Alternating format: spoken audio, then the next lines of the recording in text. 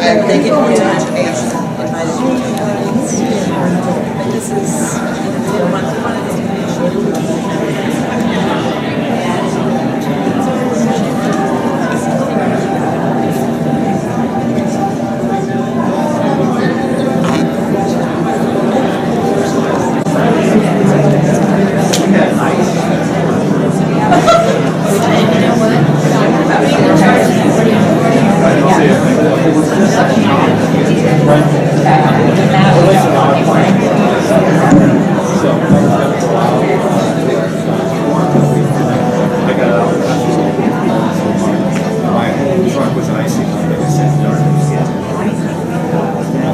So we were able to look up my phone.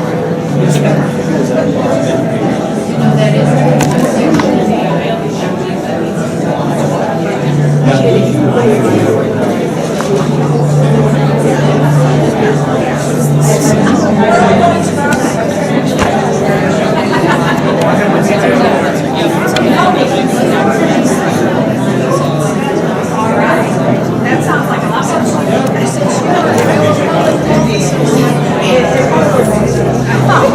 How you doing? I'm good. Good. Nice to see you. This is great. You guys are putting this on. Well, I'm glad you could make it. I'm just here for Jake and Marco to record their words and hold them accountable as a fellow libertarian. Excellent. Yeah. Thank you. It is. Hope I'm sorry.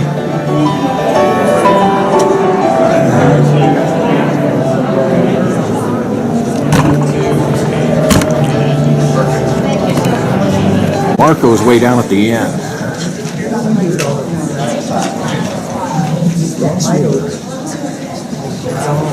I haven't heard of him. Is he independent or Democrat? I'm not sure.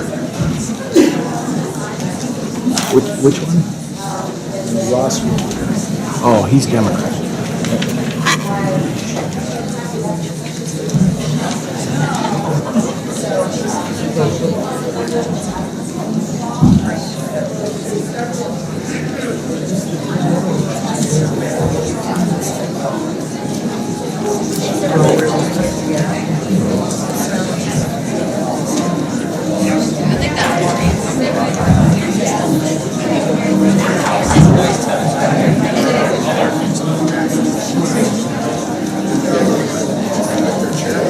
You gotta make a pact with this Ross to get into the lobbying debates. Oh, yeah. That's the Zoom hub that's gonna be done, and so I think you'd find a few points peeled off of Ken. Yeah. Where was it? I think it was like Utah. I think it's a Democrat push to get all the other candidates in there. And they had like two libertarians. Like one was like pretty hard. It is my pleasure to welcome all of you here to Des Moines University. For those who don't know me, I'm Dr. Angela Franklin, President and CEO of Des Moines University. I'm so proud to welcome all of you here for this important evening of discussion about mental health. We're proud to be able to provide this venue for tonight's discussion involving our esteemed candidates for governor of the state of Iowa. As a health sciences university committed to the education of today's leaders in medicine and the health sciences, one of our priorities is to ensure we prepare future healthcare providers with a strong grounding in the complexities of managing mental and behavioral health challenges. For Des Moines University, we want to elevate the discussion of this critical topic because our university has been recognized nationally as a top producer of family physicians of all medical schools in the country. As such, we take great pride and responsibility ensuring our graduates will be able to diagnose signs and symptoms of issues that need attention. Sadly, in many cases, such detection of issues can be overlooked. I'm sure we're going to have a rich discussion here tonight. We have opened the opportunity to have all of our candidates here to address in their own way their approach to dealing with mental illness. And personally, as a trained clinical psychologist, I can't tell you how pleased and proud I am to be able to say that we are finally having the tough conversations. Please acknowledge and thank the Des Moines Register for organizing this event.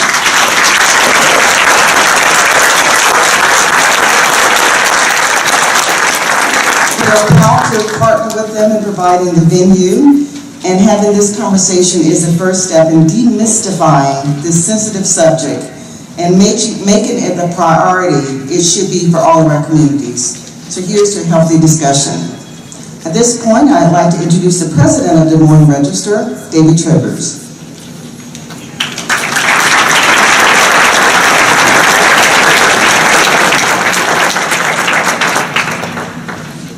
Thank you, everyone. First, I'd like to thank all of you for joining us tonight on this important topic. I'd also like to thank DMU, especially Dr. Franklin, Sue Hubbard, and the team for being excellent hosts this evening.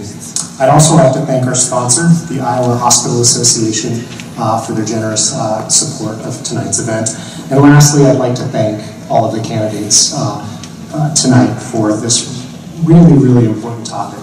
And I'd like to recognize Kathie particularly for her column and organizing the forum that's especially focused on mental health. I would like to, at this point, introduce Mary Neubauer and her husband, Larry Loss. Do you mind standing up?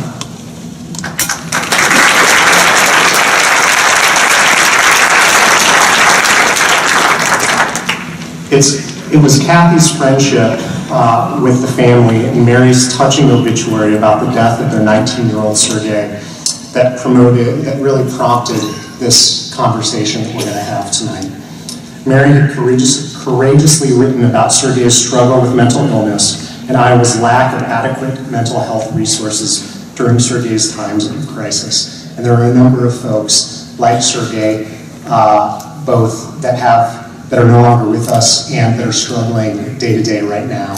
And I'd just like to take just a moment of silence to recognize folks we've lost and folks who are struggling with mental illness.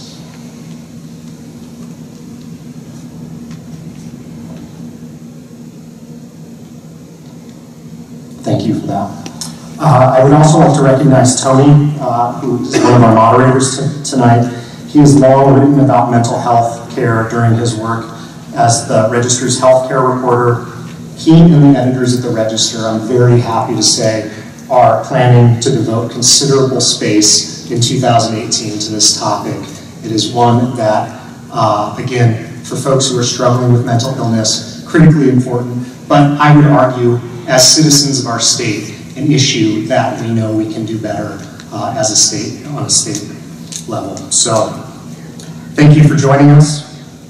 As I said, this is a critical topic for our state and for our community, and I hope this is just the first of many conversations to come on what is just a critically important topic. Thank you very much.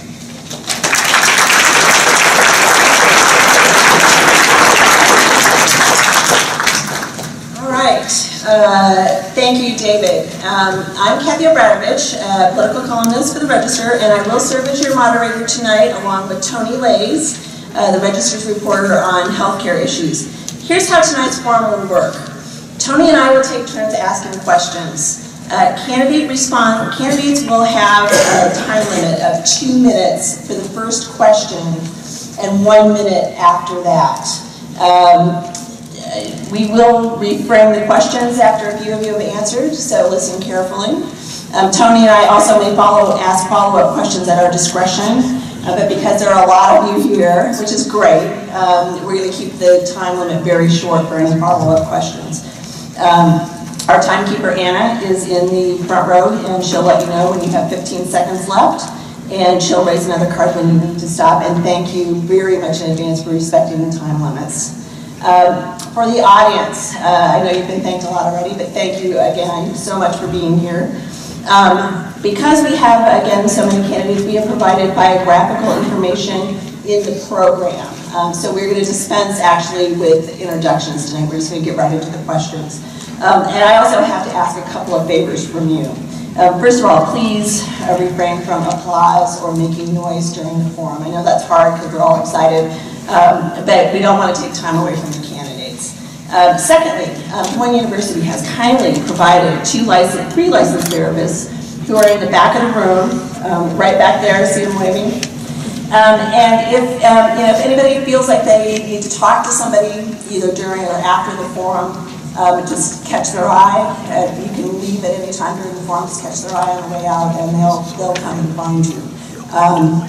We just ask that if you do leave at any time during the forum, please do so quietly. All right, so let's get started. First of all, we are going to have a video from Governor Kim Reynolds, who was unable to attend today because of a schedule conflict. And so once we finish the video, then we will get right into questions. Okay.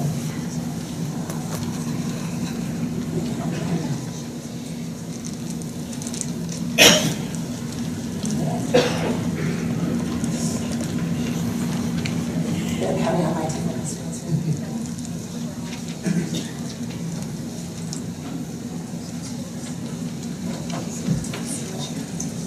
I can act it out. Should be hard. Good evening. First, let me apologize that I'm not able to join you, but I really do appreciate the opportunity to discuss the pressing issue of mental health. I'm Governor Kim Reynolds, and as a mother, it pains me to hear the stories from Iowans and their families struggling with mental health challenges. My administration has taken a number of steps to address the critical mental health needs in our state.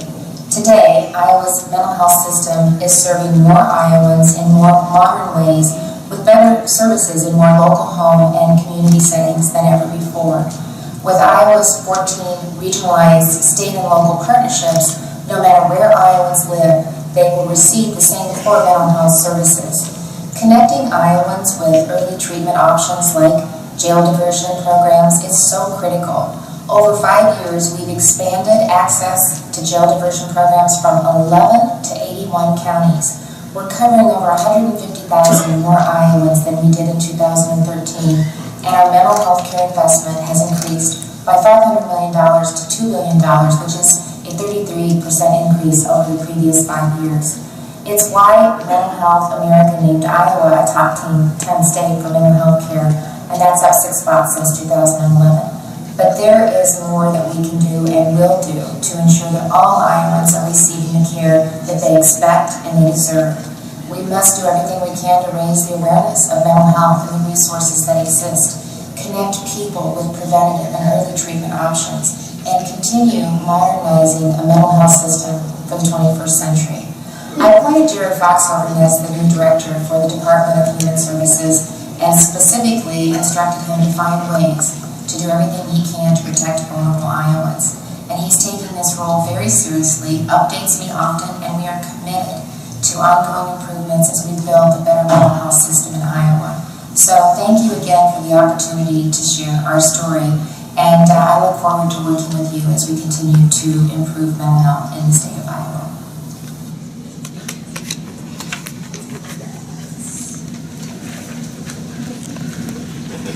Okay. Now, our first question will go to all the candidates, so we're just going to run down the line here. You guys are sitting in alphabetical order, so we're going to start here with Marco Battaglia. What do you see as the most pressing problems in Iowa's mental health system, and what would you do as governor to fix them?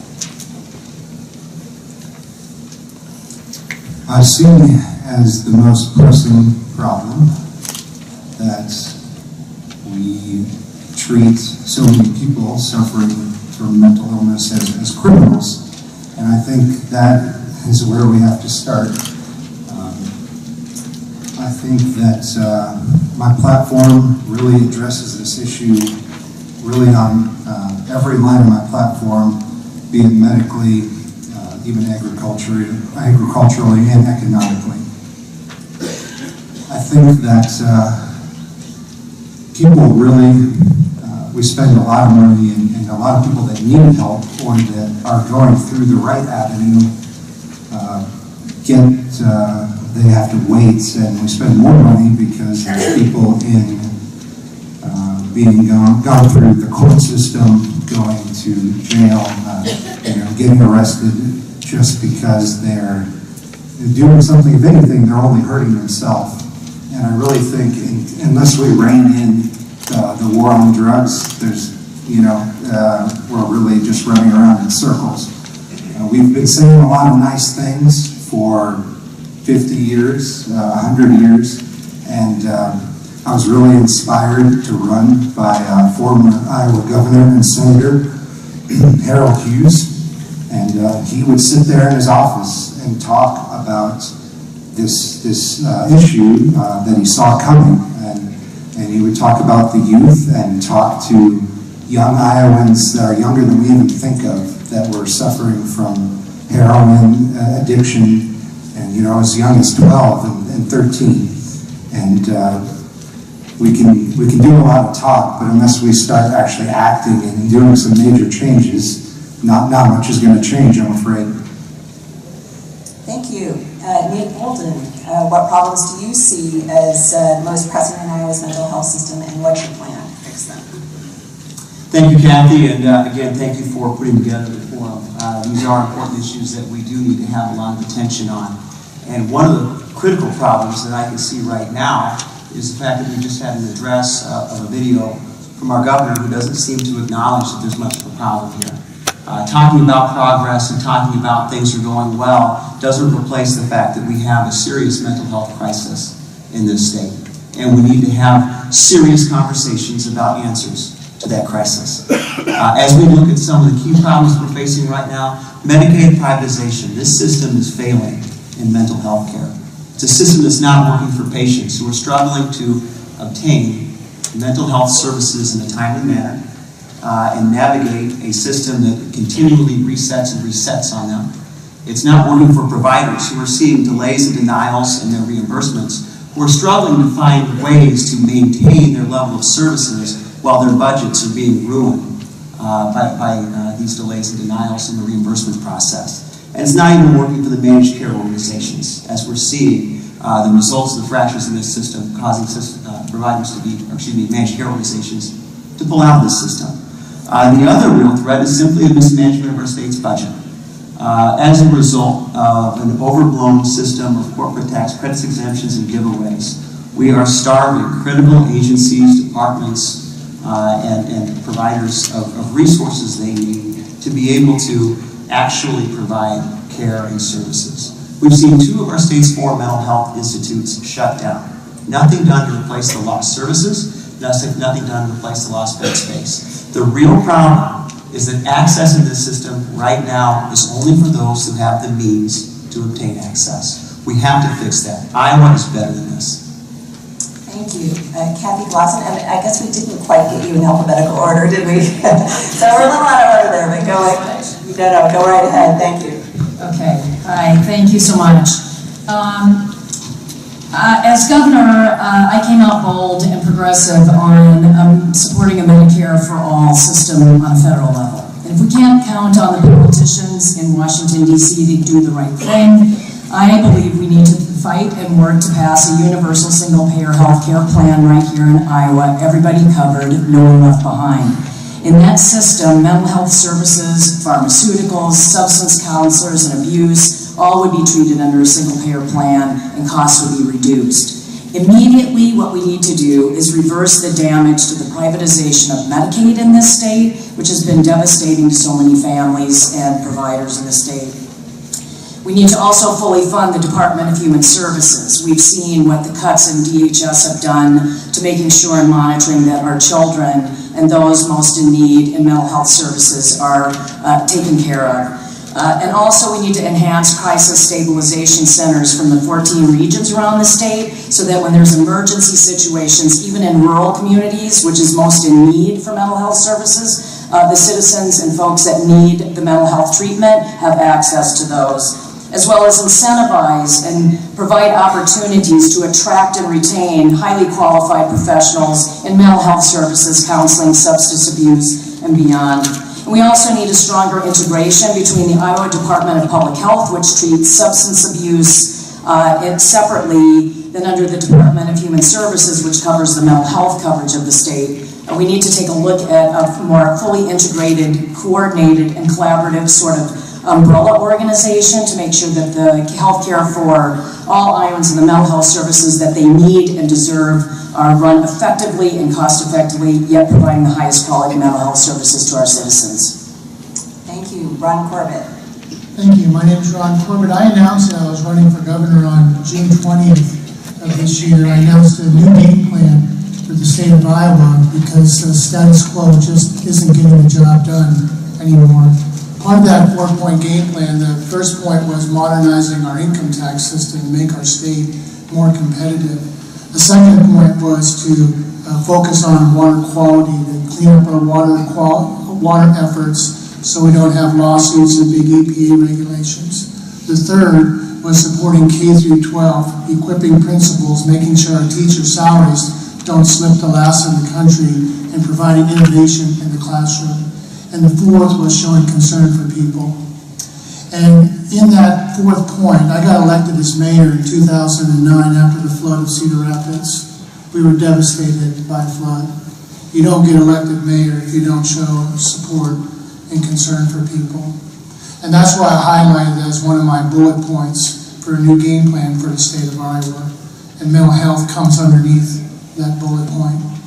There are 5 or 6 areas that need to be addressed, Kathie. The first one is because of the closure of the mental health facilities in Clarinda and in Mount Pleasant and the juvenile home for girls in Toledo, there's been a compression in the system. See, the state may have saved some money on their line item, but the people didn't evaporate. They just got compressed in the system.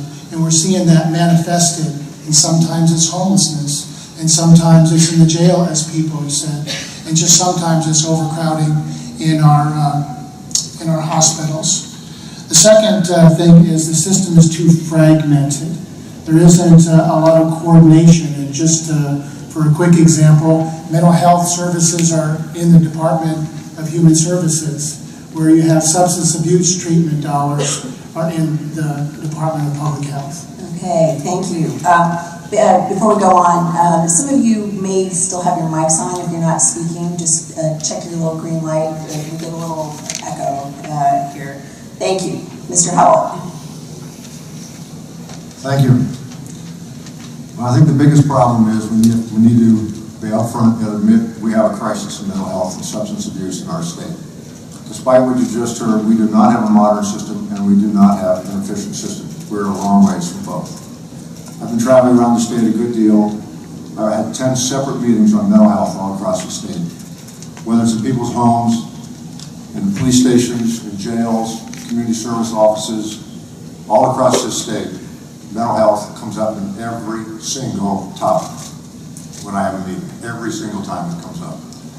And nobody has an answer, except they'd like a lot more support, they'd like a lot more recognition of the problem. I'm not going to list all the issues. I'd like to talk about some of the suggestions that I have to try to help this situation. First of all, let's recognize there is no single solution. Mental health shows up differently in every family, in every neighborhood, in every community. We need to emphasize community-based solutions, not top-down. On the other hand, we do need more beds. We need roughly 50 to 75 more acute long-term care beds because the governor and her predecessor closed 2 facilities. At the same time, we don't have enough psychologists, we don't have enough psychiatrists, we don't have enough trained clinicians to help in these issues. We're going to need to incentivize more of them to get the training, and we're going to need to incentivize more of them to stay in Iowa once they get trained. At the same time, we need to have more coordination between the Department of Public Health and the DHS services. One does mental health, one does substance abuse, but we all know oftentimes they are co-occurring and it's very difficult to treat them both at the same time when they come under different leadership. We have no youth program for mental health in our state. That's unacceptable. We need a youth program for mental health just like we have one for adult mental health. And we need to provide better support for law enforcement because a lot of their time and effort is now spent dealing with mental health issues, not providing public safety. So we need to help them give more time for their 2 jobs. Helping with public health, but also dealing with public safety. Thank you. Thank you. Andy McGuire, your plan and what you think the biggest problems are. Thank you, Kathie. My entire life as a physician, I've spent dealing with problems with mental health and substance abuse and addiction. And I've been going to all 99 counties and I've been talking to families who have tragedies and because of our mental health problems we have right now. And we're losing our kids. And this is just unacceptable. So that's why I think one of the biggest problems we have to face is facing that mental health, substance abuse, and addiction are a disease. As a doctor, this is a disease. It's not a character flaw. It's not a problem with a person. It's a disease, and we need to treat it as such.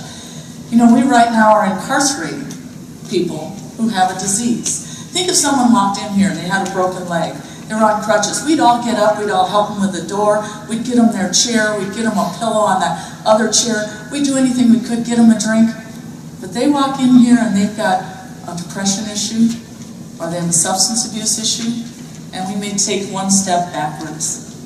That's the biggest issue we have to face right now, and I will lead on that issue.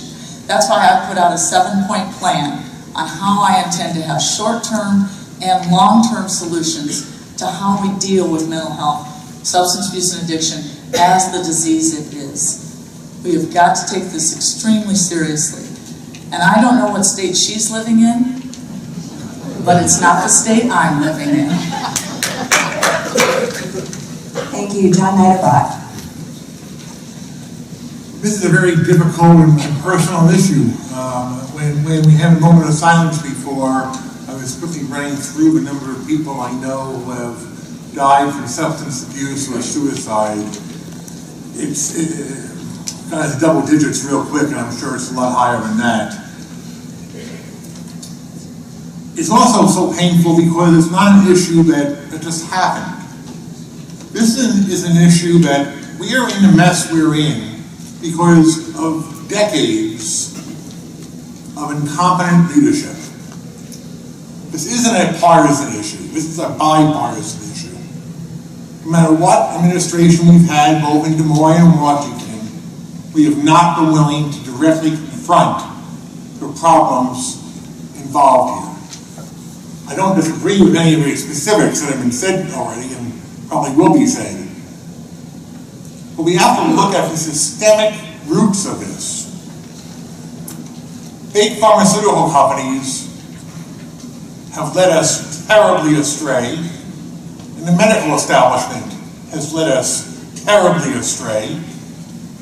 And frankly, as voters, we have led the government terribly astray by not being willing to pay for services that are needed.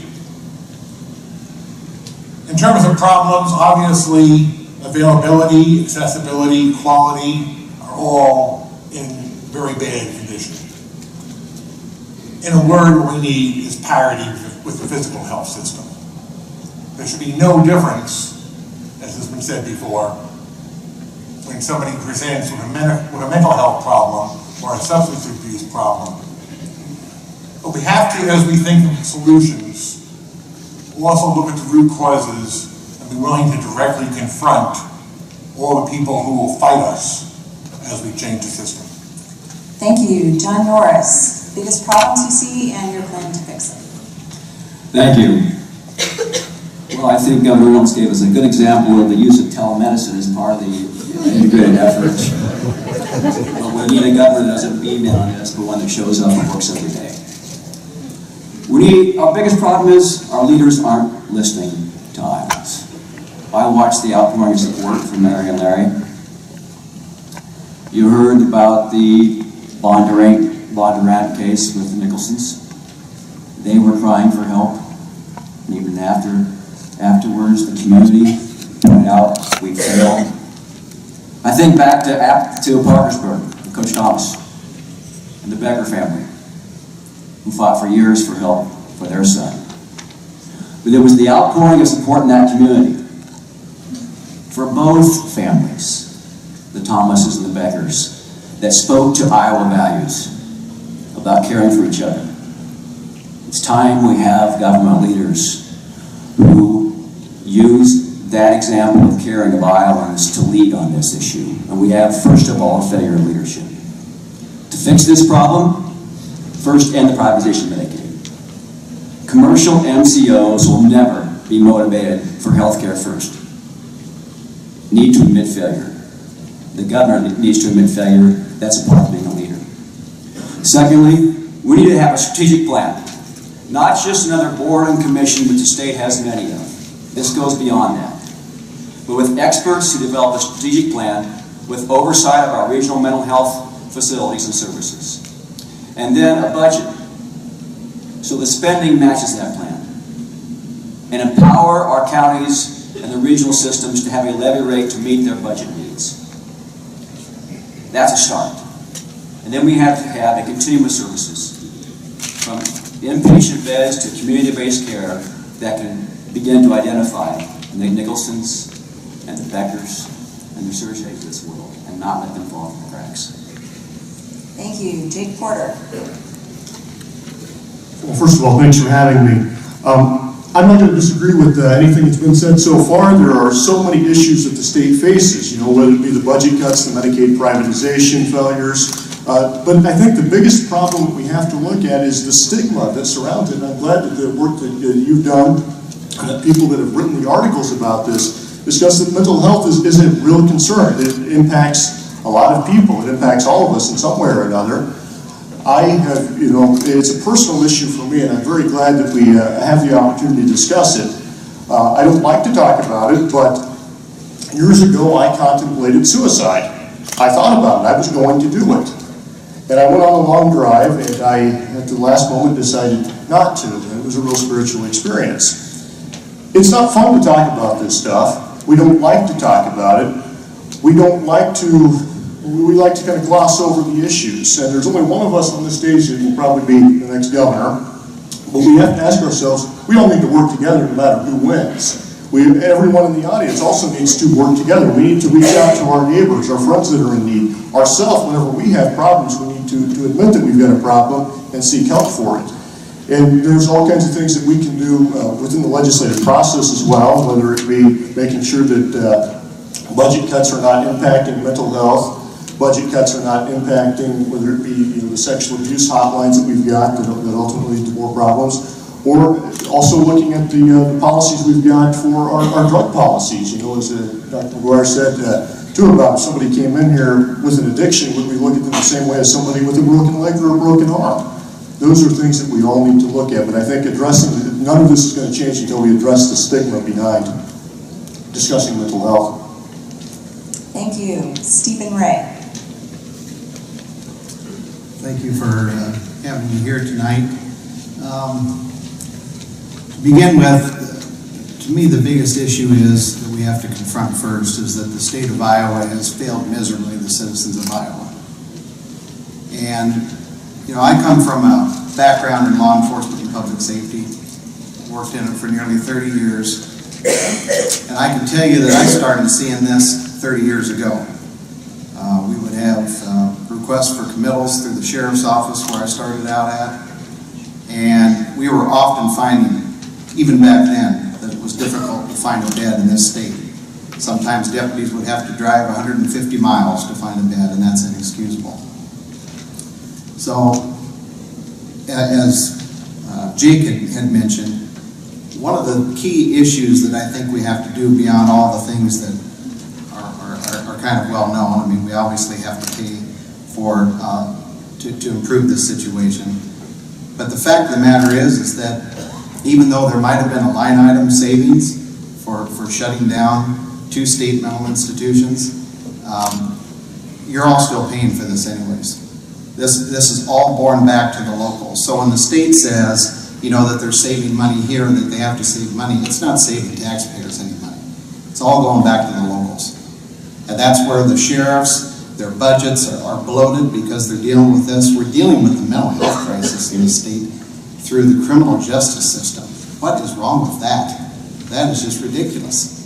That is not where this should be dealt with, and our law enforcement people are not mental health specialists. So we have to bring this back to make sure that we educate. We have to educate the public to know that there is nothing shameful about mental illness. The only thing shameful about it is not talking about it, just like any other disease. Thank you. Brent Roski. Well, it's entirely possible through the algorithms of the internet that someone watching this right now, either live or 10 years from now, may be having a mental health crisis as they watch this. So I wanted to offer the suicide prevention hotline. It is 800-273-8255. It's not weakness but strength to ask for help when you need it. This is the newspaper from Friday. It says Medicaid firm care won't be affected. Well, I read this at my job. At 5:45 in the morning, I work with adults with developmental disabilities, many of which also have mental health issues. I read this as I watched caseworkers who had jobs for 10 years be escorted to the door. They were laid off. I read this as over 100 of the consumers that we help care for could no longer receive our services to get them from their houses to their daycare programs and from their work training programs. Due to HIPAA laws, I'm not going to state any names, but here's an email that we got that day. We had 3 changes in about a week and a half with his MCO changes, and just got word yesterday that at least through December he'll now be with DHS. Crazy stuff going on. The sub-headline for this article is more on point. It's a mother says it's just been a confusing nightmare. The MCOs are called managed care. I call them managed chaos. The governor mentioned jail diversion programs. I'll tell you another quick story. This summer, I was working as a direct service provider for adults with developmental disabilities. I got a call. My wife said someone's stealing the furniture off the front porch. I got there, a Des Moines police officer and my wife were standing there, and the gentleman was still there, and the officer said he should be in a mental health program, but there's nowhere for me to bring him right now. So I don't know what program she's talking about. And I said, well, I just came from my job where I deal with folks like this. So I had a conversation with the gentleman. I gave him a cup of water, and he walked away into the neighborhood, we assume to someone else's problem, sadly. Finally, I'll say I agree with Kathie. This country is ready for single-payer health care. 700,000 Americans file for bankruptcy every year due to medical costs. If you add up Canada, the UK, Germany, France, Spain, Australia, 0. They don't have any medical bankruptcies. This issue, mental health, is as urgent as a fire at your neighbor's house. We need to solve it. We need to solve it now. Thank you. And Ross Wilburn. Well, good evening, and thank you all for being here this evening. I think our presence here in this topic shows that we need to shift our thinking that anything we put into investing in our people really helps with mental health care services and support the untapped potential that we are denying ourselves as a state in our youth and our adults. We need to recognize that it's going to take multiple solutions and multiple answers. I remember my time as a youth worker at United Action for Youth in Iowa City as the director of the Crisis Center of Johnson County and with the K-12 education system, that historically we have viewed many issues as the flavor of the month. And we need to look at a more comprehensive way in terms of treatment, intervention, prevention, and education. And the state can take leadership to be that partner with our communities, with our organizations to do that. We have to reverse the privatization of Medicaid, the issues that I've mentioned before, but also not only are people, Iowans, not being served and supports for the families, but those providers being put in a position where they have to think about getting a loan to cover their payroll because they've not been reimbursed at a level that's going to support the level of care that they are providing. Closing down those mental health centers without a plan for supporting individuals in the community. We just went full circle back to the 1950s, 60s with the deinstitutionalization of mental health services. You've got to invest in supports in those communities for individuals to be able to thrive, to function, and live quality of life. The types of things that I would look at investing in would be, increasing the number of beds. We've got a shortage of mental health care professionals, so let's put in place some type of incentive for students to get involved in getting education so that we have a pool. Ask for them to, in fact, require a commitment of 2 to 3 years of service for us in order to be able to do that. Thank you.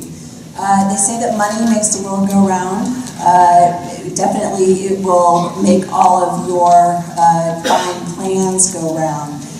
We're going to start this time with Nate Bolton and go down the line. Tell us how you're going to pay for your plans, and if you want to raise the mental health levy, the dollar mental health property tax levy, let us know about that. If you are going to reverse the privatization of managed care, let us know how you're going to control the costs.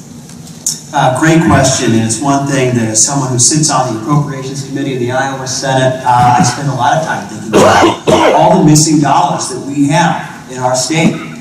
There's a real failure in this administration. We have gone through a manufactured budget crisis in this state. There is no excuse for us to go through rainy day funds, to go through mid-year budget cuts, to go through budget cuts that affected this current fiscal year, and then to come back this January and likely face $30 to $40 million in additional cuts at a time when our unemployment is at a 17-year low. Revenues last year to this year were up 1.3%. This is mismanagement of state resources. We have now over $500 million a year missing in our appropriations process. I am tired of hearing that we don't have the resources to put behind this problem. We do. We just haven't made it a priority. We've shut down 2 mental health institutes, and we've done nothing for the lost services, yet we've continued this giveaway system that has damaged our state budget. Right. And I'm sorry, I didn't hear you say, would you raise the mental health levy just quickly? Certainly, I would give local governments the option to make their decisions on that. Okay. Kathy Glassen, how would you pay for your plan? Well, first of all, I'm a supporter of raising the minimum wage to $15 an hour. If we had higher wages for most working families in the state, the taxes that come into the state would be much better. We have had mismanagement of our state budget. This state had a surplus in the budget until the politicians that we have in Des Moines frittered that away and allowed business tax breaks to, over the last 10 years, over the last decade, we've doubled the business tax breaks that we give to companies that probably don't need it and doesn't benefit the people that I know and the islands that I care about, to the tune of $600 million annually. We absolutely have to take a look at what our priorities are, and those for me as a governor are to improve the standard of living for all Iowans, and that means actually funding the things we care about and prioritizing in a budget, which is healthcare, education, clean water, and to give Iowans the highest quality of life that they can have as a leader. All right, thank you. Ron Corbett. 60-second elevator speech, right? I was in the legislature for 13 years, Speaker of the House for 5 years. During that time, we created the Hawkeye program. You know that program, Healthy and Well Kids in Iowa? We created that program to be sustainable. We created that program to be predictable, and it stood the test of time the last 20 years. Why? Because we just had a 3% administration fee in there. There wasn't any profit built in. It was a program designed for kids. And by the way, we put mental health services as part of Hawkeye. In the managed care system today, Kathy, you're getting 12 to 13% administrative cost. And the state still has their system, which is probably another 6 to 7%. So you have 19% administrative cost. There's ways to put the programs together, do it in a conservative way, so they're sustainable, like Hawkeye. Okay, thank you. Fred Hubble, how do you pay? Raise the county levy, or how do you pay managed costs under managed care? Unprivatizing. Thank you. Well, first of all, we have a serious budget problem in our state. We've gone from a massive surplus to a sizable deficit because of this administration and this legislature's bad fiscal management. If we do a better job of that, that frees up a lot of money to be able to spend on education, healthcare, and getting incomes rising. More specifically, right now we have a very expensive mental health system. The jails and the emergency rooms are the most expensive place for these people to be, and they get the worst service. So if we have much better diversion programs, much more community-based programs, where local communities can decide what services they need to provide the best sources of treatment and support for the people that need it, whether substance abuse or mental health, we can save a lot of money. We've in fact seen that. In my travels around the state, in Johnson County, in Story County, and in Polk County, they are saving money by having good programs up front. Thank you. Ms. McGuire. Thank you, Kathy. Well, I think we need to hold the opioid manufacturers responsible for what the crisis that they've caused. So I would work with our Attorney General, Tom Miller, to make sure that we join in the suits that other states have done and make sure the proceeds from that go towards our mental health problem, substance abuse and addiction. I also would go to treatment rather than prison and jails. It's 5 to 6 times less expensive to treat someone than it is to put them in jail. And that's a way we could use those resources to treat even more people. We do need to raise the levy so that people locally can get the community health resources they determine they need. I think it's always about local. And then we cannot wait, folks. This is not going to get less expensive, it's going to get more expensive. It's a crisis. We can't afford to wait. Thank you. John Niederbach. We should raise the levy this session as a short-term measure. There's no linkage between the value of a property or a property itself and mental health problems. We need to make this a statewide funded program, just like all other kinds of health. I proposed legalizing cannabis to raise $200 million. That would give a big shot of improvement and new money into the mental health and substance abuse system. I agree with Andy about going after the manufacturers of the opioids that have caused so much problem with very bad marketing, very inaccurate marketing. I think in terms of cost containment, an effective case management program, not what is being done with privatization. Ron Corbett's numbers were very, very on point. We need to repeal the privatization, but have an effective case management program that puts patients first, but still contains costs. That's time. Thank you. John Norris. I think it's important to recognize this is not just a spending to solve the problem issue. We have to have a connection between an overall strategy and then a funding source to enact that strategy. We lack both right now. We have an antiquated funding formula with the freeze on levy rates back to the 1996 level. I believe we should have each region be able to, with state oversight and a statewide strategy, develop the plans for that region and then empower local government, imagine that, to set a levy rate that meets the strategy and implementation of that plan. That will also help attract much-needed professionals. People who want to serve and help people, want to be a part of a system they can be successful in. They don't feel they can be successful in our system today, and we're having a hard time attracting professionals. But by making the wise investment, we save so much from ERs, from the cost of law enforcement, with early intervention, especially for children's health care. We know if we catch this early, we'll have productive tax-paying citizens who today are not in that path, and we can get them in that pathway. Thank you. Jake Porter. I think the idea that we are somehow saving money right now by not funding mental health is laughable. We're actually spending more money. We are basically transferring the cost of dealing with mental health onto the prison system, onto the local governments. There's no savings as far as your tax dollars go doing it this way. It costs about, I think, around $33,000 a year to imprison someone. It costs a lot less if we're going to start to get people the help they need. If we start treating things like drug addiction as mental health issues instead of crimes, that's one way we can do this. And we've also got to look at our budget. The corporate tax breaks that we give. We have companies here in Iowa that not only do not pay taxes, big, large companies, they get money from the state of Iowa, and they pass the tax bill on to us, and then they say, well, we can't fund anything that we might actually save money with later on, so I find that all laughable. Thank you. Stephen Ray. Well, 30 years in government, I can tell you, 22 of it with the state of Iowa before I left August, for my position in August to run for governor. A lot of abuse and waste, in my opinion, in state government.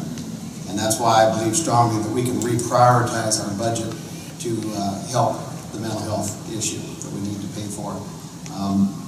As governor, I would empower the local governments to raise the levy and ask the legislature to give that permission to them. I think it's critical for our local governments to be involved in that.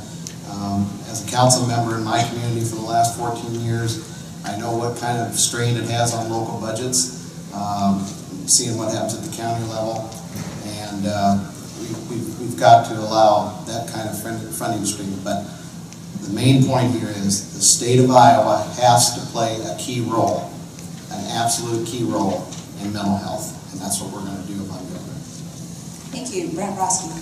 You know, in this country, we expect some things. We expect protection from the police department. We expect a fire department. We expect public schools K through 12, but we don't expect health care. You know, in Kathie's article, she was talking about the very tragic story of the folks in the front row, and I'm so happy you're here tonight. One of the things you mentioned, Kathie, was insurance wasn't there for them. They spent more than 4 years of college for the treatment for their son in other states, and that's just unacceptable. It's not okay to shrug your shoulders and say, how are we going to pay for it, and have that make the problem go away. I directed the West Wing cast for Justice for Vets. It's all about veterans treatment courts, because they looked at not only it was the right thing to do, it's a cost savings. You've heard Jake was right on, 30 grand a year to put somebody in jail. We need to look at this as something that we expect, just like police, fire, K through 12. It's the benefit of citizenship, and it has to be addressed now. Thank you. Russ Wilburn. I would be willing to raise the levy within the context of an overall strategic plan, pulling together folks from the Department of Human Services, Health, Human Rights, Department of Education, as well as some of the advocate groups like NAMI out there. There are some things that don't necessarily have a large or a financial cost in terms of like rethinking some of the regional approach. I mean, there are some counties that have a different need than others. If one county is saying, let's address housing for folks with mental illness, and others looking at doing things like mobile crisis care centers, those types of things, there may not be quite the cost. There are existing plans out there, things that will help address this. You know, the Iowa Justice Action Network talked about some of the recommendations, work they've done, reducing incarceration, increasing treatment for mental health with those addicted to drugs, eliminating mandatory minimum sentences, expanding other alternatives like drug courts and those mobile crisis cares, but also even just using universal assessment when people are coming to emergency rooms. Those types of things will help. Thank you. And last but not least, Margaret Battaglia. I believe that it was a grave mistake to tie mental health funding to property taxes. I think we need to work against that right away. I think it's a public safety issue, and we should fund it transparently and directly in the budget as mental health. We know that spending money and taxing does not always solve problems. We have to work smarter. If throwing money at a problem helped all the time, we'd have the best health care and the best, some of the greatest education on the planet. So we know there's other things we can do. We know that John mentioned bringing the war on drugs would open up a market for cannabis, but there's also psilocybin, MDMA, ayahuasca, ibogaine, kratom. There's all kinds of substances that are being proven time and time again to help people when they work with the doctor and use these kinds of things. So there's a world of things we can do here. Thank you. And Tony. Thank you. Several of you have alluded to this. The state closed 2 of its 4 mental hospitals at Clarinda and Mount Pleasant in 2015. Supporters of the closures noted that in their heyday, the 4 facilities housed up to 6,000 patients at a time in the 1940s and 50s, but those numbers had dwindled to a few hundred by the time they closed. Would you reopen one or both of those hospitals? And if not, how would you address the need? We're going to start with Ms. Glassman. Yes. Well, that's Mr. Corbett. I support the effort to deinstitutionalize people in community-based, but oftentimes in public policy, the pendulum can swing too far in one direction, and the top-down decision that really didn't include much input from Iowans, from providers, from people that are using the service, swung the pendulum a little bit too far. So I think we need to add back some beds in the system, maybe 25 to 50 beds, and then have a little discussion of what type of beds to take a little bit of pressure to relieve the compression that was created, and just swing that pendulum back a little bit more, but I'm still in favor of community-based over state institutions. Thank you. Mr. Howell. Yes, thank you. I think by far the best solution for the beds is to have community-based support services. Local people know their needs. Local people know what resources they need. Let's empower them to make the decisions. On top of that, we are going to need some long-term acute care beds. Probably, I would say, in the neighborhood of 50 to 75. Should they go in those 2 mental health institutes that were closed? Let's remember, they are used now by the Department of Corrections for prison support. So they are already being used. So if we're going to convert them to mental health, where are those people going to go? It's just creating another crisis. So the solution needs to be, we need 50 to 75 more long-term acute care beds. Let's do a study to figure out where they should be. Because they should be as close to the location where more people have these needs so they often don't have to travel as far to get to one of these locations. But most of the beds, and most of the treatment, most of the service needs to be community-based, where people who live in the community can help them make those decisions the best. Thank you. Ms. McGuire. As a doctor, I'm sure many of you that work in the field know this is a complex issue. Acute care beds is not the only beds we're talking about. There are transition beds, there are long-term beds, and we have a real problem right now where we don't have enough acute care beds, but honestly, we don't have anywhere for people to go who can't go home after they're done with their acute care, and the medicines haven't quite worked yet. You all know the problem, and so this is a cascading issue. And that's why I feel like with my experience, I can bring a solution to this. We have to talk about more acute beds. We have to talk about more medium-length beds. We have to talk about community-based long-term beds. We have to talk about the whole system. And then we have to talk about community-based structure. We have to talk about how do we get people to those beds. Right now, we're going to the emergency rooms, not the best place in the world. We have to have places where people can go to get the outpatient care and or inpatient care that they need. And that's why I've written a plan so that we can do those sort of solutions right here in Iowa. Thanks. Mr. Nightback, what would you do about the state hospitals? Well, closing the 2 facilities was a stupid decision. There's no other way to say it. It was really, really foolish because there was no thoughtful plan on what to do with the people, how to meet that unmet need. And also, all the places you closed, those 2 facilities were shared campuses and therefore were relatively cost-effective because they were sharing the costs of the Department of Corrections. I used to be knee-deep in the Human Services budget, so it was really a foolish, foolish idea.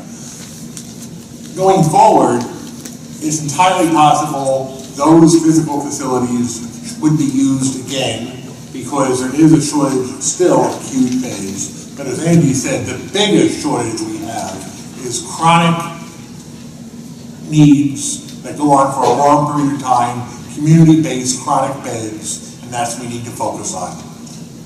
Thank you. Mr. Norris? Thanks for the question, because the closing of the institutions kind of become the campaign trail, my colleagues may agree, as the proxy for our serious mental health crisis. But it goes way beyond just reopening the institutions for acute care. And we should always strive to enable people with mental health illness to reach their highest level of living. And so I think focusing on community-based care, expanding beds for different levels of care. If we do reopen an institution, make sure there are different levels of care within that institution. I want to applaud Cass County and Atlantic for their decision to keep their behavioral health unit open with 4 beds. There's one in Storm Lake as well. I think we need to look at our critical care access hospitals across the state. Cass County's losing money in their operation. We need to make sure they can be able to at least break even in those operations and expand the access across this state for beds at different levels of care, utilizing our existing infrastructure of hospitals across this state. Thank you. Mr. Porter?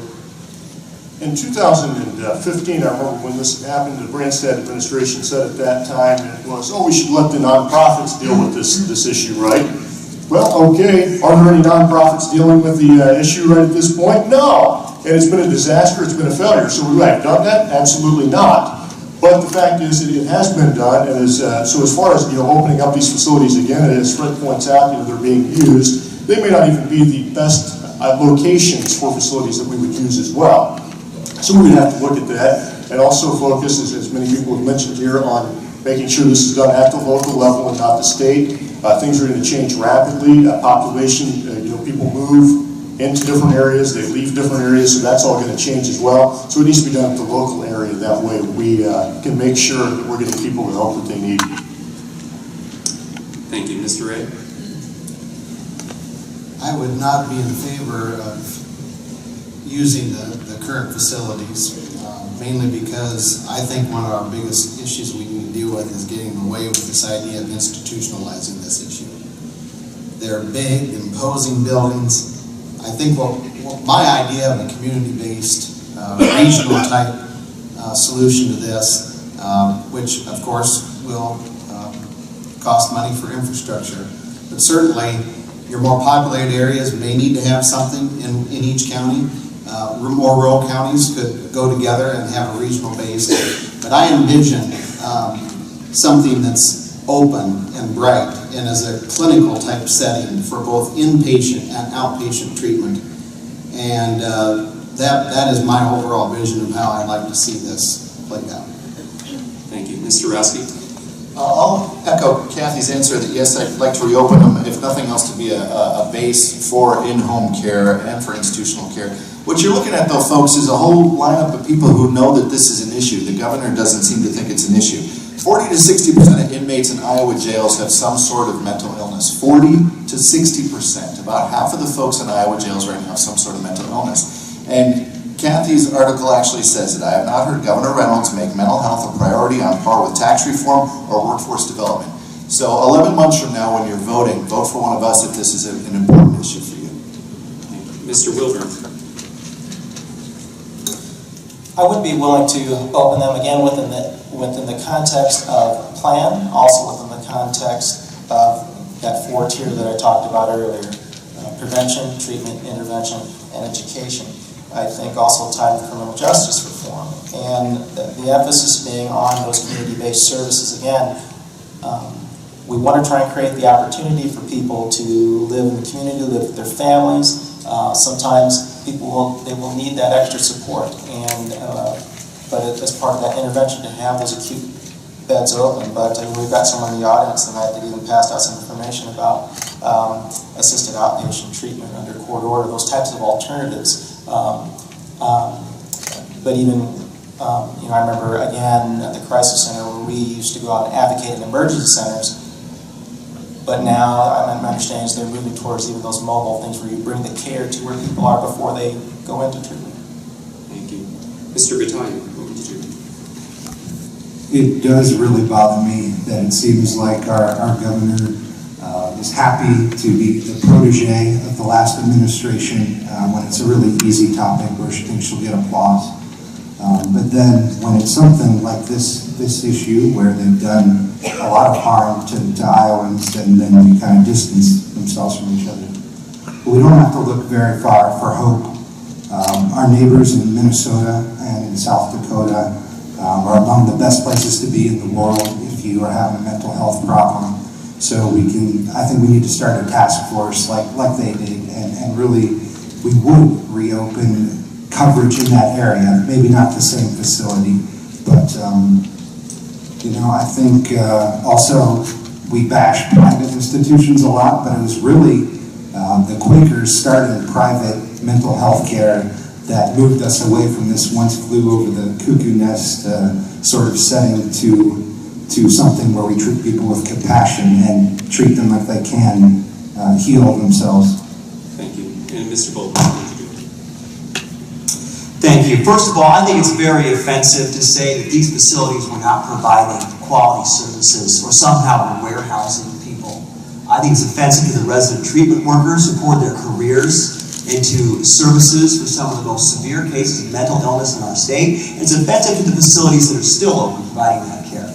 I visited the facilities in Cherokee. I visited the facility in Independence, and I've talked with the people working in those facilities. They are working hard to make sure people get the care that they need. They will get calls in a single day that if they kicked everybody out of those facilities and housed everyone that called in, they still wouldn't have room.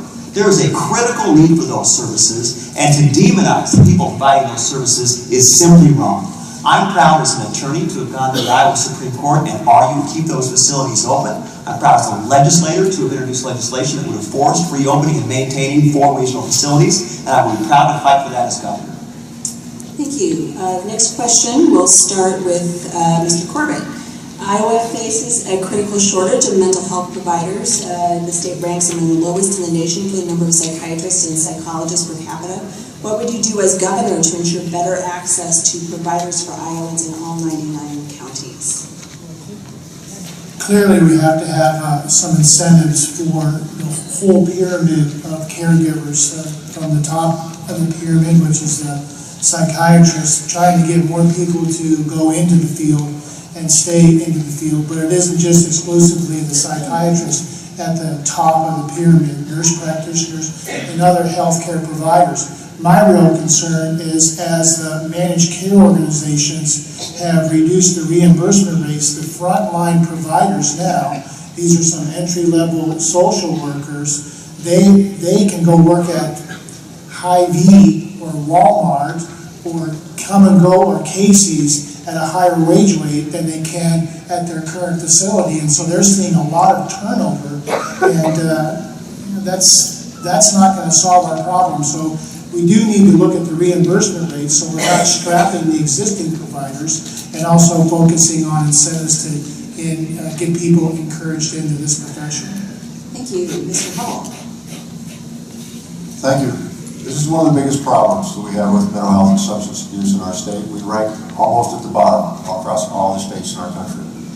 We need to reverse the privatization of Medicaid because a lot of providers are not willing to take on Medicaid patients these days because they're not being paid on a timely basis and they're not being paid effectively. So if we keep encouraging them to get out of supporting our mental health people who are using Medicaid, then we have a problem. So we need to reverse that privatization. Secondly, we need to increase and encourage more residency programs in this state to encourage more people to actually start to learn and experience mental health, counseling, psychology, psychiatry in the state. And we're going to need to have loan forgiveness programs. Right now we have a loan forgiveness program for general practitioners, but we do not have a loan forgiveness program for psychiatrists and psychologists and trained clinical physicians. That's what we need in this state. So when we graduate people who have that skill, they want to work in our state, and they commit to work here for 5 years, and we repay a good part of their loan. Thank you. And Amy McGuire. Thank you. You know, I think we need a short-term and a long-term solution. Short-term, we need to get our prescribers, our general practitioners, our mental health providers all over the state more training so that they can take care of patients with backup by psychologists and psychiatrists by telemedicine so that we can attack this problem immediately.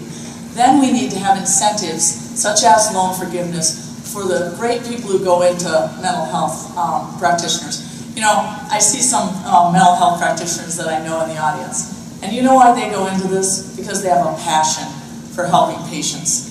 And we need to make sure that they're not having crippling debt, that we can have loan forgiveness for them, and that they can go to underserved areas, such as rural areas, and they can care for patients. That's what they want to do, and we ought to be helping them so that we can have a long-term and a short-term solution to this problem. Thank you. John Nyba. Loan forgiveness needs to be expanded. There is a federal program currently. I'm nervous whether or not it's going to withstand the tax quote reform, unquote, that's being pushed. There have been some changes to, I think there's a difference between the House and the Senate bill on that right now. We'll see how that boils out.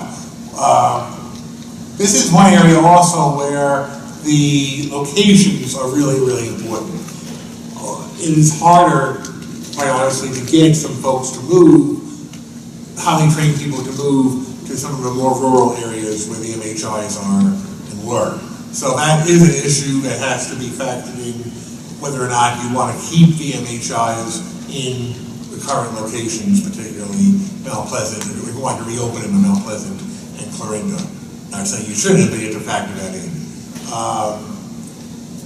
Bottom line, people go where the resources are. It's really, I'm not going to say it's 100% a question of money, but largely. Thank you. John Norris.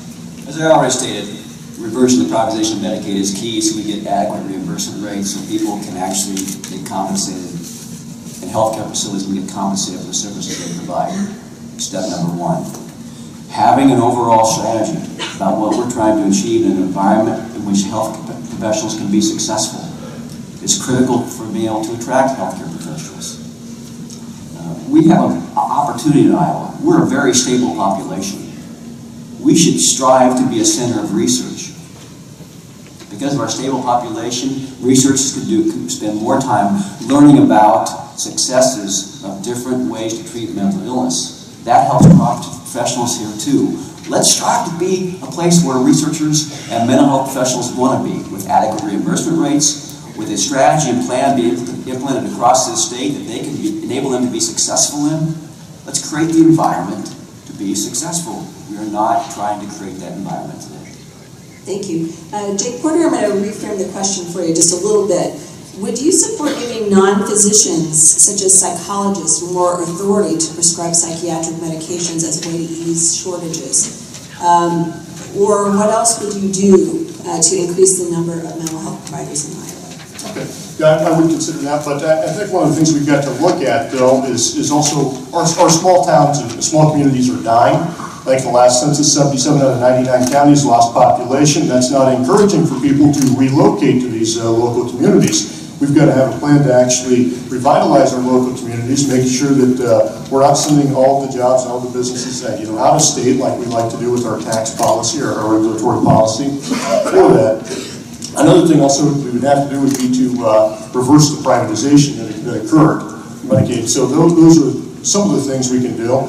And I think also as long as we're talking about the issues of mental health, that will attract more people to get involved in these areas. Once we kind of reverse that stigma around it, that it will, more people will eventually get involved in it. But the government, we can't offer, a quick solution to this. The governor's not going to offer something that's going to solve all the issues overnight, that's for sure. We should also look, as I think Dr. McGuire mentioned, for telemedicine as well. Thank you. Stephen Ray, would you let non-physicians like psychologists prescribe drugs a little bit more freely than they can now? And what else would you do to increase providers in the state? Yeah, I would certainly entertain that option. And I also believe that the reversal of privatization is a key issue here, to draw more people here that are going to be able to have the expertise in this area that we're having a struggle with now. And I believe it was one of the Des Moines Register columnists recently had written an article regarding what the former Governor Ray did years ago in the 70s, trying to get more rural doctors to come to Iowa, and that contributed to a loan forgiveness. So I think if that worked back then, I think that's something that we could certainly entertain again. And I'm also extremely concerned about the lack of child psychiatrists that are out there. We hardly have any that are in that area of expertise, and we really need to concentrate on that too. Thank you. Brent Broski. Enticing medical professionals to Iowa touches on a bigger issue, which is making Iowa more of a magnet to retain the talent we already have. If you look at the graduating classes, University of Iowa, Iowa State, less than half plan on sticking around. They don't feel like they're going to be participating in the grand, majestic tapestry of life if they stay in Iowa. We need to change that. We need more culture. We need more funding for culture.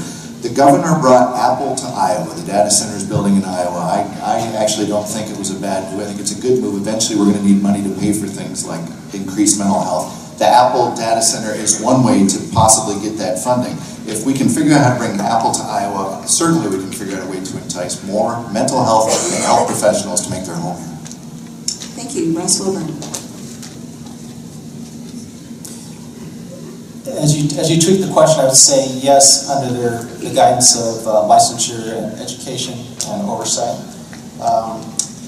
But in terms of just the number, that Grow Iowa incentive to get a commitment, 2 to 3 year commitment for folks to get that, not only the help to get into the profession, but to try and get a connection with community, I think is important, and a connection with understanding who's in the area, the county that you were in, as well as working with parents, individuals, and support groups. But education for all of us is a role that the governor's office can take in terms of recognition, understanding. Use of paraprofessionals, again, just the premise we were tweaking, going back to medication, there are other areas that paraprofessionals can help in terms of intervention, respite, and support. Thank you. Mr. Battaglia. I believe that we can refocus the training that we already give to Iowans and really refocus it towards jobs that we're going to need in Iowa for the next 100 years. I don't know how much money we waste there, how much foolishness goes on there. I think medical professionals and mental health professionals are high on that list, if not number one. We need to let doctors do their job, let them have more time with their patients, let them treat their patients with medicine that they know works. We currently schedule and prohibit a number of things that are working. We say we love science, give more money to the sciences, but some of these policies are the most anti-scientific thing available. We need to let citizens have medical freedom to decide what is safe and effective to treat their problems. Thank you. Nate Bolton, do you let more non-physicians prescribe? And what else would you do to expand the workforce for mental health providers in Iowa? Yeah, we had some good suggestions here. I think we do want to have more mental health professionals out there and more access to mental health professionals, especially in rural Iowa. And part of that is using loan forgiveness or other programs to entice people into those settings and in those professions. In terms of the scope of practice, I do think making sure people can have access to providers of care and get the treatment that they need and the medications that they need is important. So I do support the expanded scope of practice, but I also want to make sure we do it in a safe way that does not compromise patient safety. I don't want to see the next step be finding ways for less and less qualified individuals to be on the front lines of mental health care. We've seen too much of that in emergency care with police officers and firefighters and corrections officers becoming mental health counselors. We want to make sure we have quality psychiatrists, psychologists in our communities. Thank you. And Kathie Kinrade, more authority to prescribe for non-physicians, and what else would you do? I agree. We would need to evaluate for the professional psychologists being able to prescribe. I think that would have to be handled carefully. We have a problem with licensed professionals that can prescribe now. We should focus on the core issue. But if we needed to actually look at that, I would support it as long as it was safe and went through the boards and licensure process that the state has. As far as how to attract medical and behavioral health, mental health providers, the very first thing we need to do is make sure that those providers are reimbursed, and that's not happening under the current privatized Medicaid system. So we need to first reverse the Medicaid system so that providers are paid. Reciprocal licensing could occur between states so that if you're a psychiatrist or a counselor and you want to practice in the state of Iowa, when we're looking for folks, the state should allow reciprocal licensing so they can practice here in Iowa. Again, I support the loan forgiveness to encourage folks to study here, work here, and then have loans forgiven. And then also, I think we also need state-of-the-art facilities. We talked about reopening some of the closed mental health facilities. Those need to be state-of-the-art to attract the professionals that we want to have here to provide the care to Iowans. Thank you. This is one of those ones where everyone agrees it's a problem, but we're looking for specifics about what people would do about it. What specifically would you do to prevent people from being jailed or imprisoned for behaviors that stem from mental illness or addiction? We'll start with Mr. Hubble. Thank you.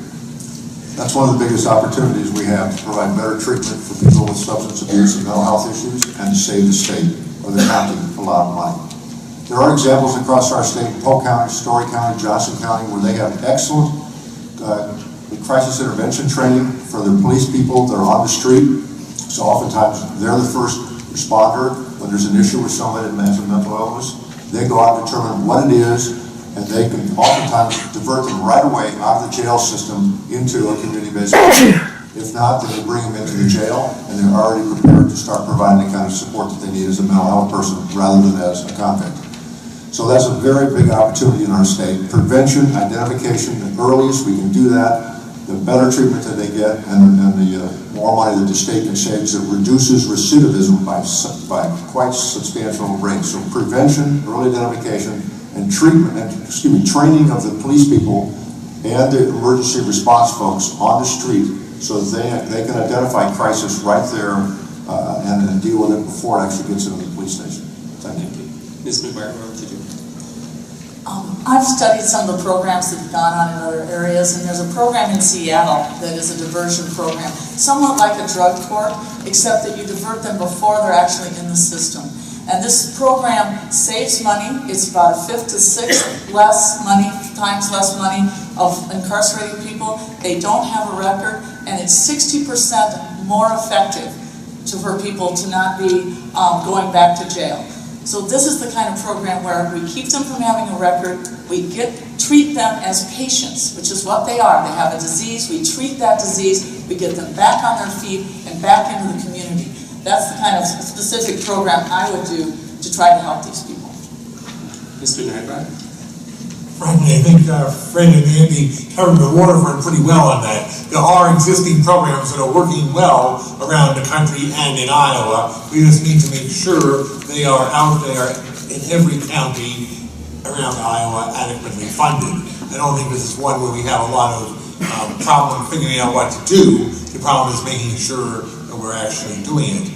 Also, I think we need to make sure we're not incarcerating folks for medical problems like addiction. That is a medical problem that needs to be dealt with primarily from a medical model. Thank you. Mr. Norris? You have to remember, most mental health illness is predictable. And it's getting out front of it with prevention that minimizes the need of as many crisis situations as we have.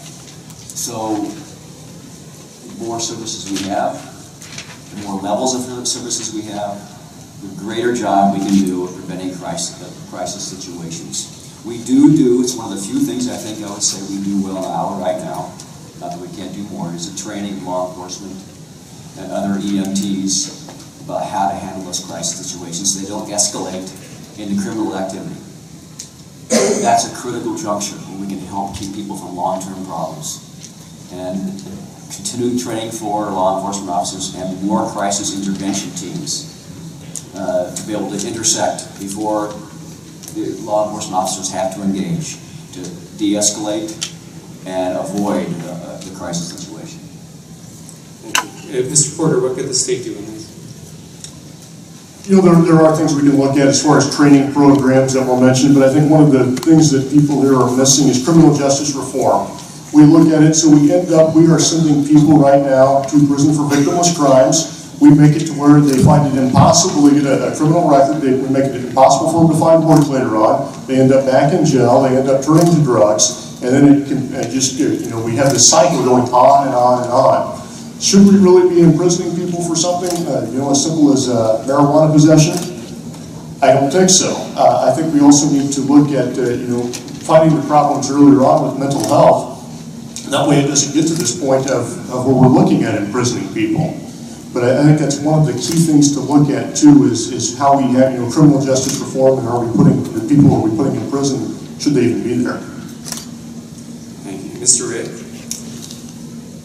Well, I'm pretty confident in saying that a majority of our law enforcement officials are pretty good at understanding human behavior. It's what they do every day.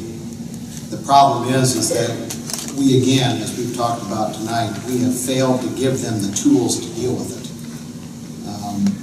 If you go on a call and you've got somebody that is dealing with a mental health issue, and you take them to a vast majority of our county hospitals, they're not even they're not even equipped to deal with that. I've talked to many hospital administrators that say we're not even equipped to deal with that here. In fact, they would prefer that they would go to a larger facility. So again, this boils down to that we do not have the tools available for law enforcement to deal with the issue, and that's where the state needs to step up and do something about it. Mr. Rasky, what would you do? Let's look at some statistics for crime in Iowa. Did you know that Iowa is only one of 2 states nationally that saw an increase in all 4 categories of violent crime over the last decade? From 2006 to 2016, we saw 8% increase in violent crime, 27% increase in arrests. Well, if we're one of only 2 states nationally that saw an increase in all that, and we're at dead last for lack of mental health beds, and as I mentioned earlier, 40 to 60% of our inmates have some sort of mental illness, the correlation is obvious. So some of the solutions presented here tonight are fine. With Justice for Vets, we use Veterans Treatment Courts to keep veterans out of prison. Here it's the same sort of thing. They need to be treated as mental health patients and not simple criminals. It's $76 million a year Iowa spends on prisoners, half of which have a mental illness. Mr. Wilburn, what would you do? And I'm going to ask if you can restate the full question there. What specifically would you do to prevent so many people from going to jail and prison for behaviors that are related to mental illness or addiction instead of violence against other people? Thank you. I'll refer again to the items that I mentioned earlier in terms of things like the drug court, the mobile crisis team. And if you've never heard of the concept, it's really you are bringing the mental health professionals out in the community. So if someone's at a mall or a business and there seems to be something you don't quite understand the behavior from someone, so it brings folks out to them and not just law enforcement, even though they do a nice job with what training they do have. But let's bring some mental health professionals into it. Also, I will refer to those the criminal justice efforts that I talked about earlier, expanding alternatives to imprisonment for nonviolent offenders, reducing incarceration, increasing treatment, those types of things, and always training. And then going back to, again, just as a state, as a society, let's look at prevention, intervention, treatment, and education to recognize we all have a role, not just the state. Thank you, Mr. Brittaia. This issue is personal to me. I've lost friends and family, and I'm sure everyone in here really has. I'm going to keep saying it till Election Day. Broken record, reigning the war on drugs. It's a failure. At its root, it was racist and based on propaganda. We need to reduce the number of nonviolent crimes on the books. What causes a lot of these problems? Depression, anxiety, poor nutrition, economics are a factor. We need to return to sound money and to sound economic principles. I mean, this is why people join gangs, largely why they become terrorists in other parts of the world or domestically. We also need to look at it in terms of nutrition. Right now we subsidize monoculture that is low nutrient foods, and if we free the agricultural market, farmers will grow more nutrient-rich foods in a freer market. I really believe that. Thank you. Mr. Bolden, what would you do about criminalization of mental illness? Well, first of all, I think the whole forum up to this point has been about sharing those ideas to prevent law enforcement from interacting with persons with mental illness unnecessarily. So I think when we talk about reopening mental health institutes, expanding scope of practice, and doing things to reverse the privatization of Medicaid, to get community-based care active again in our communities, that's really what we're talking about. But I also want to talk about something in terms of what happens after someone is interacting with law enforcement. We talk about our diversion programs in our court system. We need those programs to succeed, to make sure persons with mental illness that are incarcerated or jailed unnecessarily or have substance abuse problems are able to make that transition. And we need to make sure that the racial disparities in those programs are addressed as well, so everyone has access to those diversion programs. And finally, I want to mention that we also need to make sure we have quality law enforcement in our streets. We have quality EMTs in our streets. We have quality firefighters. We've diminished those roles in public safety this last year with the degrading public sector bargain bill. We have to ask ourselves where the next generation, those frontline providers, are going to come from. Ms. Lawson, what would you do? Well, by the time someone that has mental health or behavioral health issues is in contact with someone from law enforcement, they need acute intervention, and that is only going to happen with crisis stabilization centers that would be located around the state, and having access to acute beds like the 2 facilities that we have closed. Also, I agree that if we address the economic instability of families and poverty, that's a good first start in the prevention phase. If we address it front on and early, we actually would reduce the number of folks that actually get to the point where it becomes acute. And then also the education of law enforcement and making sure that we have adequate providers to provide services to folks before they end up in a jail is critical. And that's prevention and making sure that the acute treatment is there immediately so that they don't continue to spiral downward and have more problems later on and end up in a jail that they should never have been in the first place. Thank you. Mr. Corbett, what would you do? Thank you. Well, we know treatment works, and we know prevention is the best way. So as challenging as the adult system is and the correction system is, at least there's somewhat of a process for people. But for our kiddos, there really isn't. And so many parents really have no place to turn to or don't know even where to turn to. And many of our teachers really don't feel equipped. But there are some great organizations and people working hard. Foundation 2 in Cedar Rapids has a crisis hotline and crisis team. They're trained professionals in mental health. They're not law enforcement officers, so they're the first ones on the scene. I think we need to utilize our area education agencies more to help our teachers and principals and those at that early level when they're looking at screening and assessing kids at those very early ages. Thanks, Mr. Corbett. That actually, you started answering what's going to be our last question. People have agreed for years that the state doesn't have a system for children's mental health, and there's been a million commissions, and several people in this audience have sat on those commissions. Why has it been so hard to get that going, and what would you all do to get it started? What would you do first? Ms. McGuire, we're going to start with you. Well, the first place I'd start is with our schools. On my plan, I recommend that we have a school, a mental health and substance abuse counselor in every school district to try to work with our teachers and with our nurses to really address the problem with our children. You know, so many of them, of our mental illness starts by the age of 14. And that's when we should be talking to them and getting them treatment early so that they can have great lives. There are treatments for mental illness. Remember, it's a disease. Same for substance abuse. We do have treatments for these. And if we had more resources for those children, I think that would be a great start. The other thing you have to do is arm our teachers and have them get more training so that they can be our resource for our kids. You know, they can work with the parents so that we can unburden the school and try to get this taken care of as the disease it is. Mr. Neinbach, what would you do? I think a couple of years ago we were starting to make some pretty good progress in terms of services as Medicaid money was flowing into the schools, but we've really lost a lot of ground recently with the very poor funding in education. We need to rectify that and make sure that the resources are in our schools with trained professionals that know how to help students who are experiencing mental illness. The other thing, though, really is a more coordinated system. Right now it is so fragmented, and so much of the responsibility, quite honestly, falls upon the parent, and it's overwhelming for a lot of parents.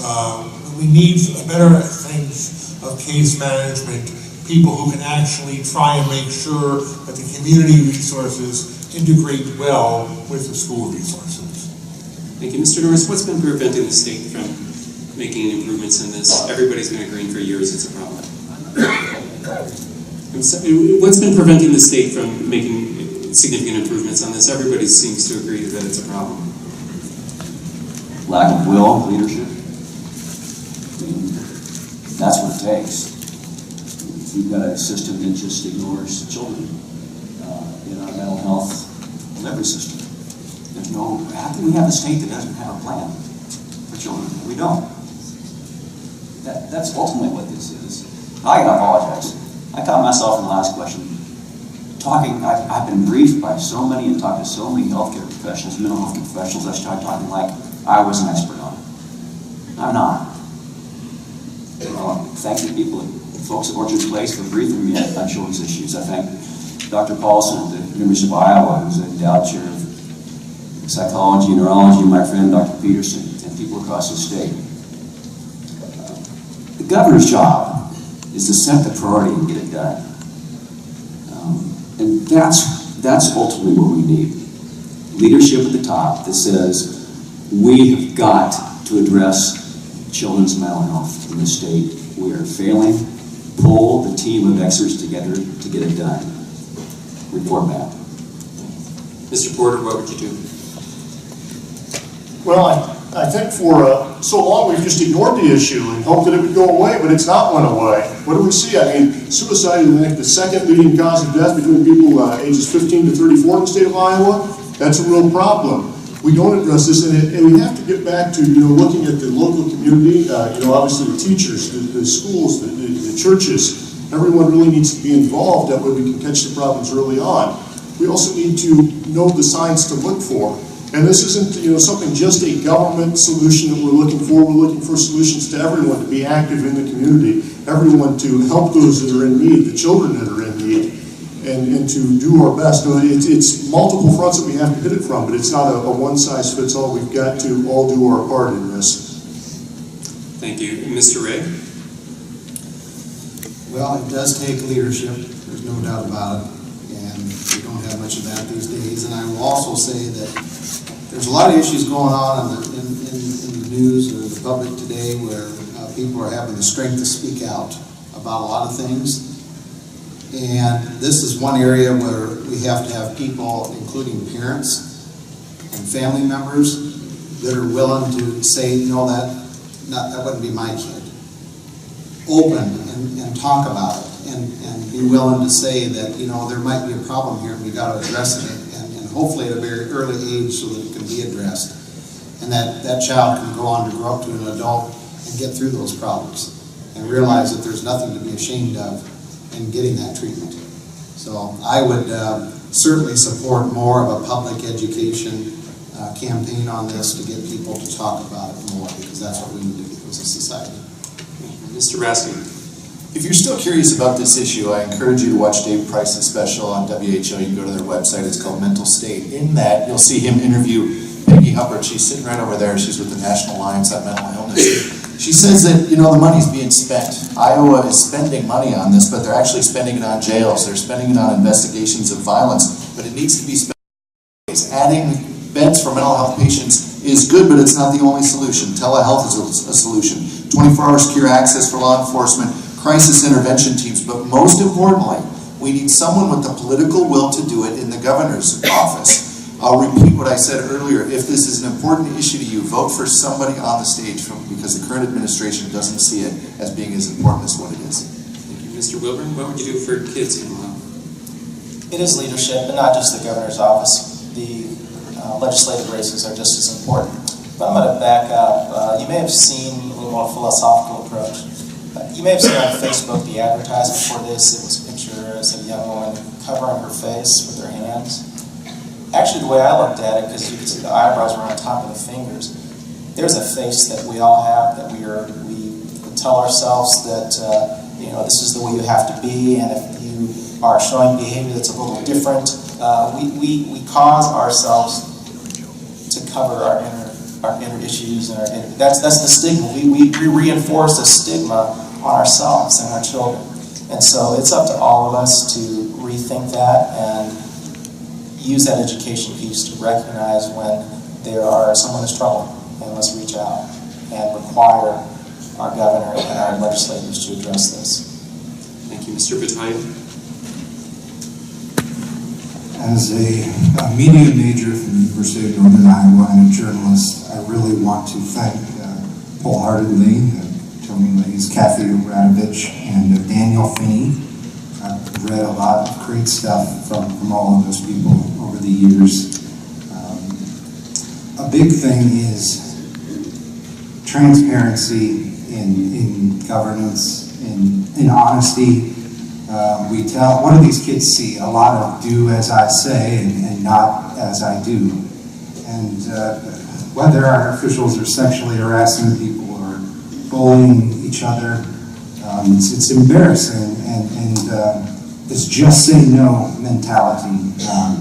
I grew up in Des Moines. You get out of this just say no assembly, and then every drug imaginable is in the lockers next to yours. So it's not how it's going to work. I don't lie to my son about cannabis. I don't lie to him about hemp. We insult the intelligence of a lot of our youth. They can be learning languages and learning multiple instruments, but we're lying to them about far too many things as governance. Thank you. Mr. Boulder. When we talk about the situation with our children, it's a situation that is about to get much worse. As Congress fails to act on the Children's Health Insurance Program, CHIP funding, our Hawkeye program is at stake. I serve on the Hawkeye board here in Iowa. And I will tell you, we will run out of funds this spring and not have a Hawkeye program to give children access to critical services that they need in mental health as well as other healthcare situations. if there is not attention brought to that very serious issue right in front of us. It's inexcusable there's not been action on that. We also need to talk about funding for our schools, because our teachers are an incredibly important asset in this process. Teachers are the ones who, in class sizes that are manageable, can identify those students that are showing indicators, that are showing signs that they're struggling, that are showing signs of mental illness. They're the ones that can direct them to the care that they need, to be that first voice that they need. And then finally, we need to get rid of the stigma associated with mental illness, so our children know that it's okay to speak up and say something and get the help they need. Ms. Lawson? We absolutely need to invest in public education so that schools, communities, parents have the resources and support that they need. And I believe that we need to do more formal assessments and formalized screening for our students through school age, through high school, and into college. There's so many stressors for kids in a modern society that we live in, and all of the things that they're challenged by, that we absolutely need to do a better job of assessing. And then if we identify an issue, we need to make sure that the care is coordinated between healthcare providers, mental health providers, and behavioral health providers, so that our children have access to the best care as possible. And universal health care is the only way to make sure that parents and kids don't have to worry about how they're going to pay for their health care. If we took that pressure off families, it would make a huge difference, so that people aren't afraid to get the care they need. And we obviously have to destigmatize mental health and behavioral health issues. Mr. Corbett? When my mom was in her early 50s, she became addicted to crack cocaine. I was 32 years old, 33 years old, and had to deal with that as a young adult. When you're a young adult, you have ways of coping with that. And I wonder how I would have coped with it if I was 6 or 7 or 8. Probably not the same way I did at age 32. Adverse childhood experiences. There's ways to assess our young kids. You have to do 2 things. One, you have to bring the medical community in.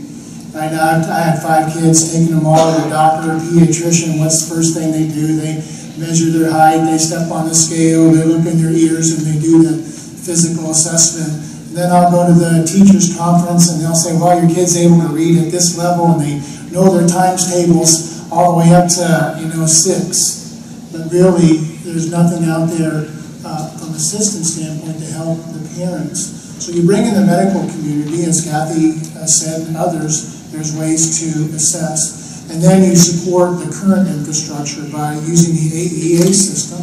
They do that now when it comes to people with physical disabilities. So as daunting as the task is, not just on the adult system and the correction system and the kiddos that we deal with, we can do it. I think we can. We just can't get discouraged. There's a lot of criticism of the governor tonight because she's not here or her leadership. But you can make change from the bottom up, and that's why we're all involved. Thanks. Mr. Hummel. Thank you. I think we need a governor and more legislators who have the courage to stand up and run state government on a long-term basis, rather than being focused on short-term results and special interests that are driving us to make very short-term, cost-conscious decisions. If we take a long-term approach, we would invest in prevention and identification of mental health and substance abuse at as early age as possible. We should have trained therapists and counselors in every school in this state, and we should be encouraging pediatricians and family physicians to get involved in the mental health screening process. They are not involved in that today. That should be part of their job. And if we had the right counselors at all of these schools, then the teachers wouldn't have to be doing this job. They could be teaching, and they could be referring the people who need the help right into the trained therapists and counselors in every school across our state. But we need to take a long-term approach to prevention. It's the best way to treat the young youth, and it's the best way to save money for our state.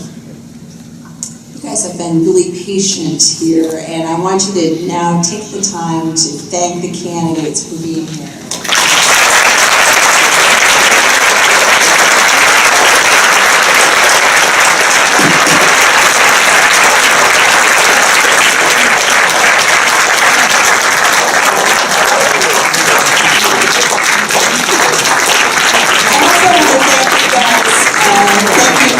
really terrific audience. We will have coverage of this forum tonight on DesMoinesRegister.com. We'll also be posting video. You can also find the video of the program on Facebook Live. And we will have coverage also in print in Thursday's newspaper. I also want to thank the Iowa Hospital Association, our sponsor tonight, Des Moines University, our fantastic hosts, not only the National Alliance for Mental Illness and Peggy Hubbard, and also the League of Women Voters, who have a table in the lobby. If you are not registered to vote, please stop by that table and get all the information you need. The primary is June 5th, and thank you very much.